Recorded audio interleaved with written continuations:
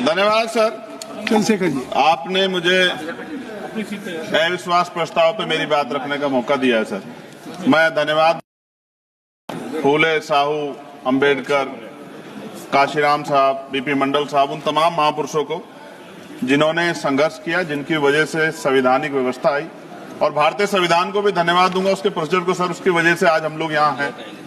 माननीय बाबा साहब अंबेडकर ने कहा था कि स्पीकर के कर्तव्यों के बारे में कि स्पीकर को निष्पक्ष और स्वतंत्र होना चाहिए, उसे सदन के नियमों और प्रक्रियाओं का पालन करना चाहिए और सभी सदस्यों के साथ समान व्यवहार करना चाहिए। उन्होंने यह भी कहा कि स्पीकर को सदन की कार्रवाई को सुचारू रूप से चलाने के लिए आवश्यक कदम उठाने चाहिए, उसे सदन के सदस्यों को अपने विचार व्यक्त करने का अवसर देना चाहिए और सदन की गरिमा बनाए रखना चाहिए। बाबा साहब ने स्पीकर की भूमिका को बहुत महत्वपूर्ण माना और कहा कि वो सदन के संरक्षक है। कभी सर इधर से अव्यवस्था होती है, कभी इधर ये वाले नहीं चाहते, सत्ता पक्ष वाले, और हाउस डिजोल्व हो जाता है सर। और हम जहां से चुन के आते हैं सर, वो लोग उम्मीद करके बैठते हैं कि इस आदमी को वोट दिया है, ये जाके हमारे विषय को उठाएगा, और हम ठगे से होकर चले जाते हैं सर। यहाँ से कितने ऐसे रूलिंग है सर, चाहे वो शॉर्ट नोटिस हो, चाहे हाफ आवर टाइम हो सर, एडजमेंट मोशन हो सर, आज तक नहीं देखा हमने। कॉलिंग अटेंशन पे अभी तक वो नहीं हुई।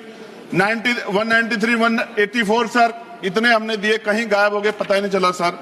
ईरान पे चर्चा होनी चाहिए थी सर, हल्ला मचा। क्यों सर?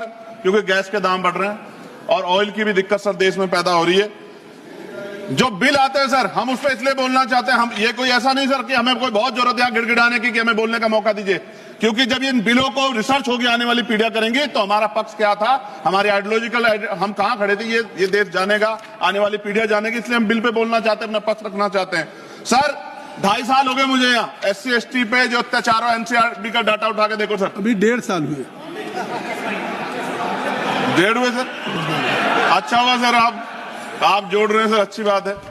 1.5 हुआ सर, वो इसलिए जोड़ रहे हैं, डिप्टी स्पीकर बनना है उनको। चलिए सर, जो भी मैं कह रहा हूं सर, NCRB का डेटा जो कहता है सर, लाखों बच्चों पे, दलितों पे, पिछड़ों पे, आदिवासियों पे हत्याएं होती है सर।